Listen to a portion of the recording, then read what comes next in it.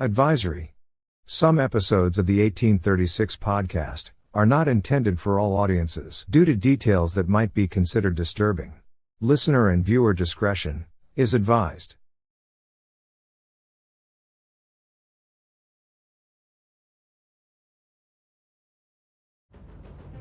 This episode of the 1836 podcast traces the rise and fall of the CSA, the covenant, the sword, and the arm of the Lord.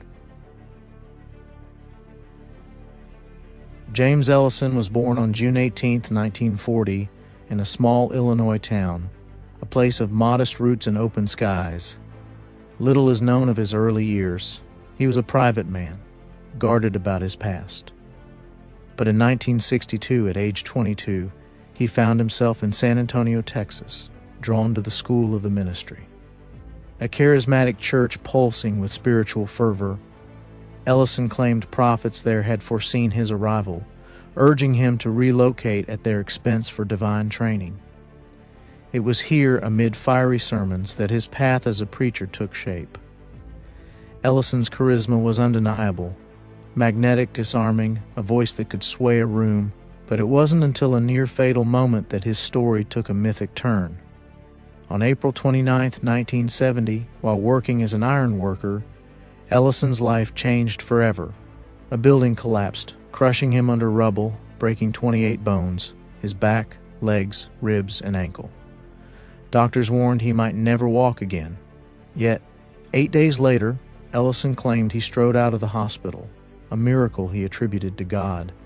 This story became a cornerstone of his legend, proof to followers of his divine favor. By 1971, Ellison said God called him to the Ozarks to build a church. He settled in Elijah, Missouri, on a farm he named Cherith Brooks, a nod to biblical refuge. Life wasn't easy. His marriage unraveled, ending in divorce in 1974. But in 1975, he found new purpose, marrying Ollie Isabel Coffey, a devout woman who shared his vision. Together, they dreamed of a community free from the world's chaos. The Ozarks beckoned, a rugged, isolated land where Ellison could forge his utopia. But what began as a search for peace would soon spiral into something far darker. In 1976, Ellison felt a divine command to create a self-sufficient haven. He moved to Oakland, Arkansas, in Marion County, setting up at Mountain Creek Resort, a shuttered deer camp. Living in a travel trailer, he called it Zerapath, after the biblical city of testing. By 1978, he purchased 224 acres near Bull Shoals Lake from Campus Crusade for Christ, naming it Zarephath-Horeb, Horeb evoking Moses' sacred mountain. It was a refuge for the lost, seekers, addicts, ex-convicts, anyone craving purpose. The commune thrived on simplicity. Men logged cedar, earning the nickname the Cedar Boys by the locals, while women homeschooled children. They grew food, raised livestock, and shunned electricity and phones, preparing for a world Ellison foresaw collapsing. Among the early joiners was Carrie Noble, a 24-year-old Texan who arrived in 1977, drawn by Ellison's warmth and vision.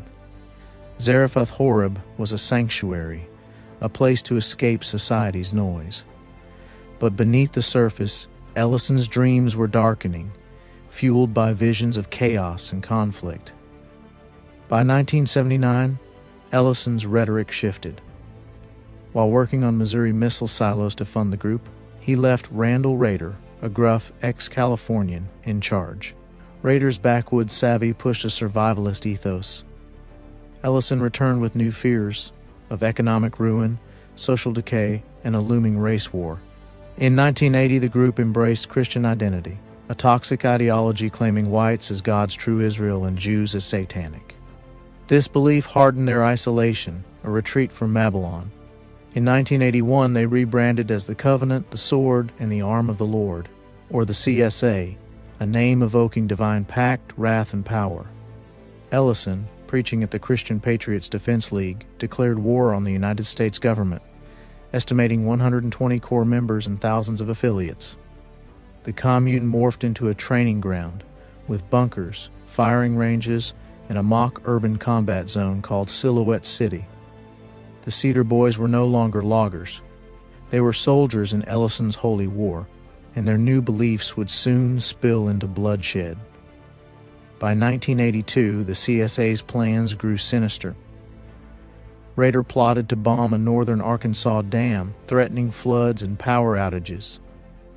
At a Detroit survivalist seminar, Ellison and Rader acquired a 30-gallon barrel of cyanide from KKK leader Robert Miles, aiming to poison city water supplies. That year, Ellison's push for polygamy, claiming divine sanction, drove Rader out.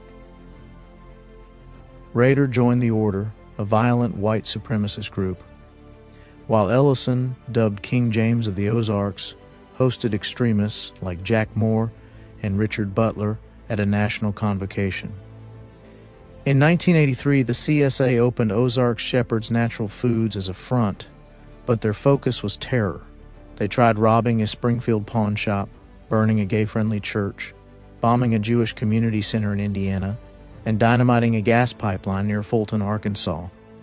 Richard Wayne Snell, a CSA associate, murdered pawn shop owner William Stump in Texarkana, believing that he was Jewish. That November, Snell and others cased Oklahoma City's Murrah Federal Building, plotting a rocket attack for mass casualties. After Rader departed the CSA for the Order, Ellison needed a new armorer to maintain the CSA's arsenal and terror plans. Enter Kent Yates, a Vietnam veteran and former Green Beret with demolitions expertise. Yates stepped into Rader's shoes, bringing a chilling skill set. He crafted silencers from aluminum tubing, built landmines and grenades from C4 and dynamite, and even worked on Ellison's audacious plan to strike Oklahoma City's Murrah Federal Building. Yates also modified weapons, like removing serial numbers from guns used in crimes, including Richard Snell's 1981 pawn shop murder. His work fueled the CSA's escalating plots, from pipeline bombings to cyanide-laced schemes, until his arrest in July 1984 for firearms violations halted his contributions. Yates's technical prowess kept the CSA's violent ambitions alive, but his capture marked another crack in their crumbling fortress. Gordon Call's death in a shootout with police, alongside Sheriff Gene Matthews, fueled Ellison's vow for vengeance at the Aryan Nations Congress, where Carrie Noble's War in '84 manifesto urged violent retaliation. The CSA's dreams of purity had curdled into hate. Their crimes were no longer whispers, they were screams, catching the FBI's ear. In 1984, the CSA's violence escalated. Carrie Noble abandoned a Kansas City bombing plot, shaken by a gay congregation's humanity, but others pressed on. In April, Bill Thomas and 2 members were arrested in Missouri with illegal weapons, including a CSA-made silencer. On June 30th, Snell shot and killed Arkansas State Trooper Lewis Bryant, an African-American, during a traffic stop, his van brimming with grenades and supremacist literature. Kent Yates' July arrest for firearms violations and a bank foreclosure on the compound rattled the group. Carrie Noble secretly met with Gene Irby of the Arkansas State Police, seeking to avert a massacre. The Order's declaration of war and their leader Robert Matthews' death in a December standoff signaled a wider extremist crackdown. The FBI and ATF tightened surveillance, with Agent Jack Knox, once a CSA assassination target, leading the charge. Governor Bill Clinton's new anti-paramilitary law reflected Arkansas's resolve to crush the threat.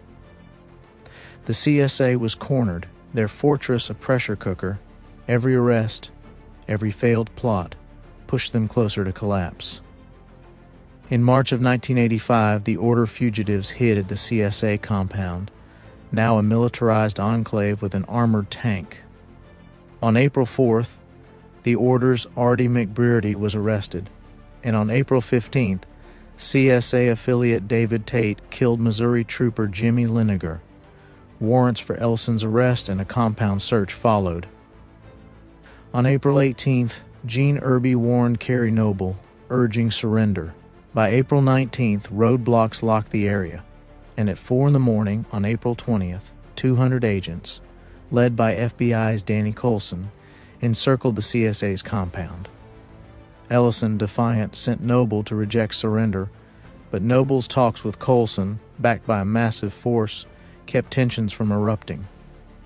Ellison, defiant, sent Noble to reject surrender, but Noble's talks with Coulson, backed by a massive force, kept tensions from erupting.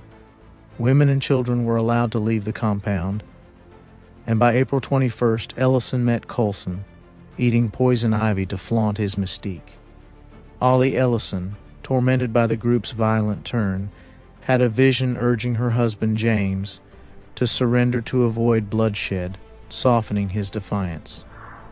That same day, the FBI brought in Robert Millar, Ellison's spiritual mentor from Elohim City, who, eager to prevent a massacre, counseled peace, reinforcing Ollie's plea. On April 22nd, United States Attorney Asa Hutchinson entered the compound, finalizing a surrender agreement crafted by Carrie Noble, ensuring Ellison's safety and family protections. Just after noon, Ellison, Millar, and CSA leaders surrendered, ending the standoff peacefully. Ollie's vision, Millar's guidance, and Hutchinson's resolve brought down the CSA without a shot, blending faith and diplomacy to end a reign of terror. The April 23rd through 25th search revealed a staggering arsenal: 94 long guns, 35 machine guns, a law rocket, C4, cyanide, and 50 hand grenades, plus ties to terrorist groups. Ellison, Noble, Yates, Thomas, Snell, and others faced racketeering, weapons, and terrorism charges. Ellison got 20 years, reduced to 5 for testifying against Aryan nations in 1986. Noble served 5, later renouncing extremism. Snell received life for Bryant's murder and death for Stump's, executed in 1995. The CSA's fortress fell, their guns silenced, but their shadow lingered, stretching toward a tragedy no one saw coming. The CSA's convictions didn't erase their influence. In 1988, unverified claims linked them to a plot against Jesse Jackson. Ellison, released early, joined Elohim City in Oklahoma, marrying Robert Millar's granddaughter. Snell's 1995 execution fell on April 19th, the anniversary of the CSA siege and Waco's 1993 raid. In 1995, Richard Wayne Snell, a CSA associate, faced execution for murdering a pawn shop owner and trooper Lewis Bryant. Days before his April 19th execution, Snell hinted to guards that something drastic loomed. Robert Millar, Elohim City's founder and Snell's mentor, took his body post-execution, burying it in a clearing at the Oklahoma compound where James Ellison lived. Just hours after Snell's execution, Timothy McVey bombed the Murrah Federal Building in Oklahoma City, killing 168 people. Though he claimed he acted alone, Timothy McVey carried out the CSA's 1983 plot to target the same building. McVey had ties to Elohim City, where the CSA's leader, James Ellison, was then residing, and had even made a phone call there, which fueled speculation.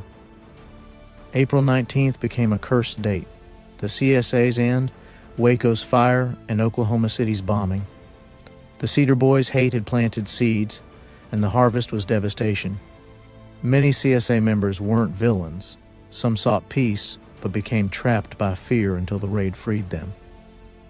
Carrie Noble passed away in 2023. He lived to preach against extremism, and his family embraced diversity, with multiracial grandchildren defying the group's racism. Jim Ellison passed away in 2021, but his Elohim City refuge continues to be a lingering question mark. Asa Hutchinson, the prosecutor, rose to Arkansas governor, while Bill Clinton became president, both shaped by the CSA siege's weight. The CSA's story is a cautionary tale: faith warped into fury, community into conspiracy.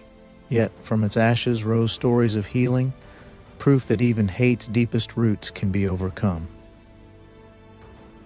For a much deeper dive into the CSA, we encourage you to check out the book, The Cedar Boys: The Rise and Fall of the CSA. It contains much more information, including pictures, police reports, court documents, and even personal insights from former members, including Kerry Noble before his passing. As always, thank you for tuning in to the 1836 podcast. Please like, follow, subscribe, and continue to share.